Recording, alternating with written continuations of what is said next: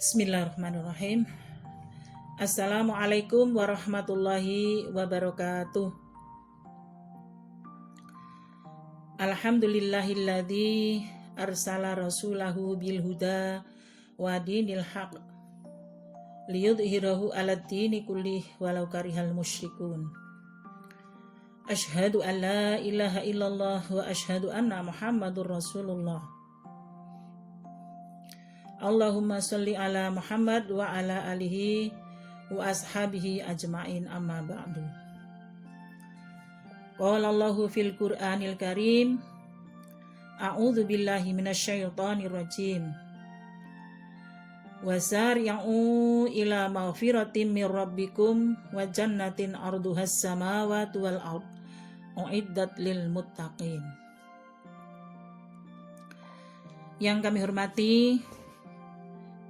ibu-ibu sesepuh, bini sepuh Aisyah, ibu-ibu pimpinan daerah, pimpinan cabang, dan pimpinan ranting, serta pimpinan amal usaha dan lembaga yang kami hormati.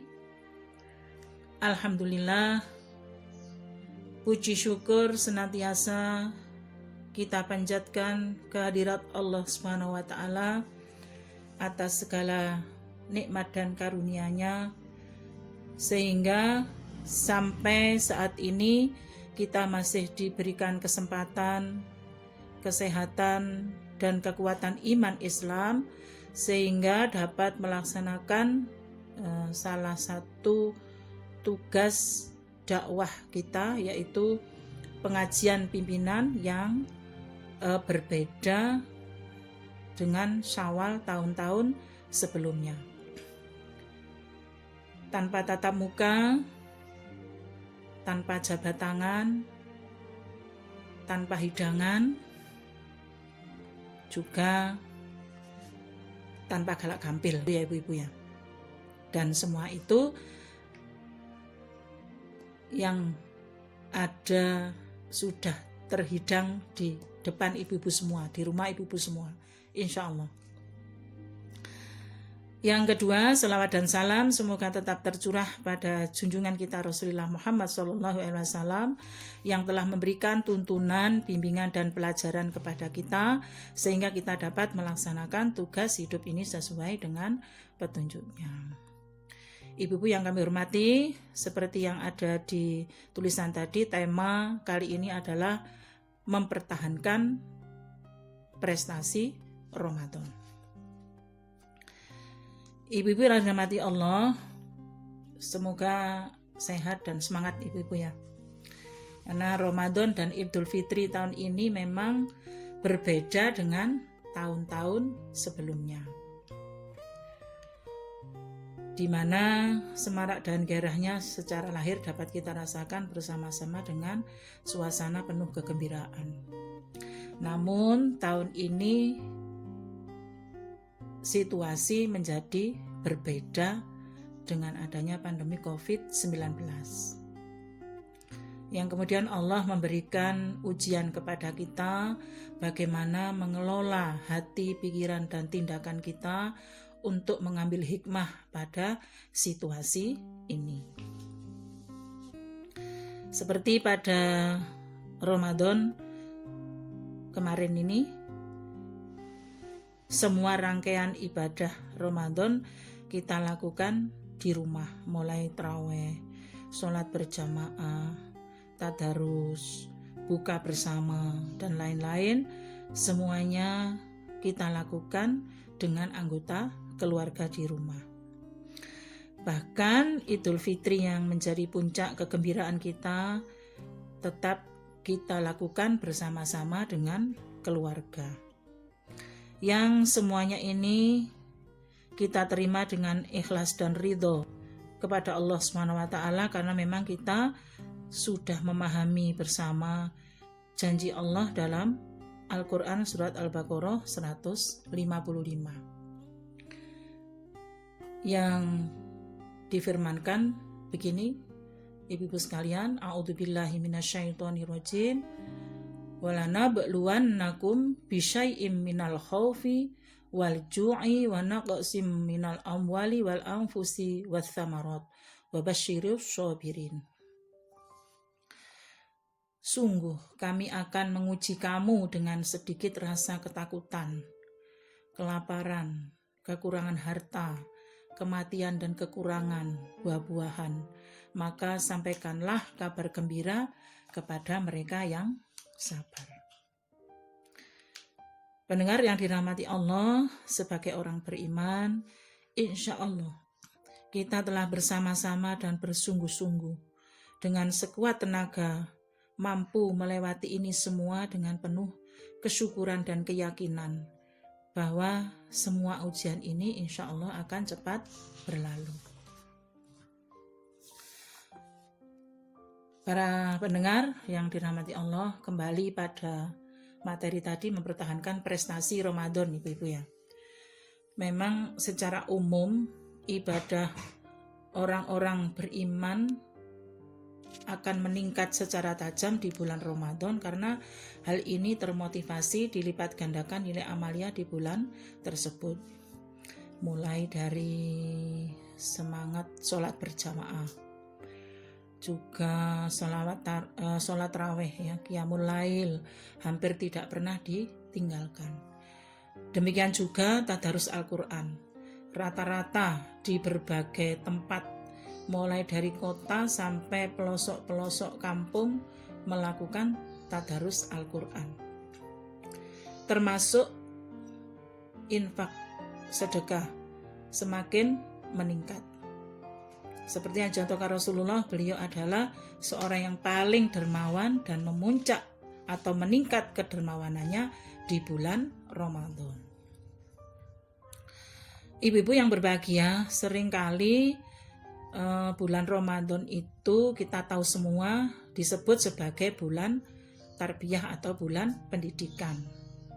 Yang berarti selama 1 bulan kita dididik untuk meningkatkan amal ibadah.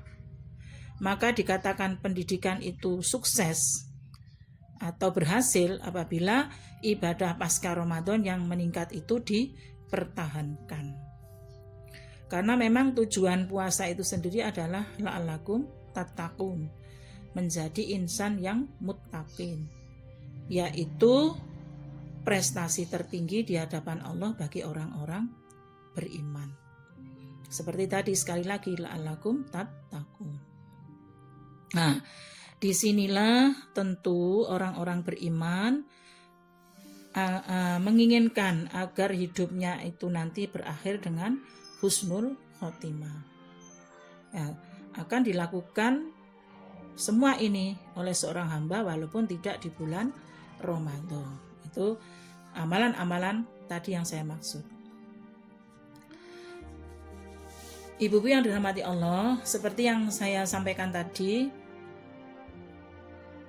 amalan-amalan yang akan dilakukan setelah bulan Ramadan tentunya akan senantiasa dipertahankan, termasuk apa yang beberapa tadi sudah saya sebutkan. Semangat sholat berjamaah tetap dipelihara, sholat malamnya tidak sampai ditinggalkan ya.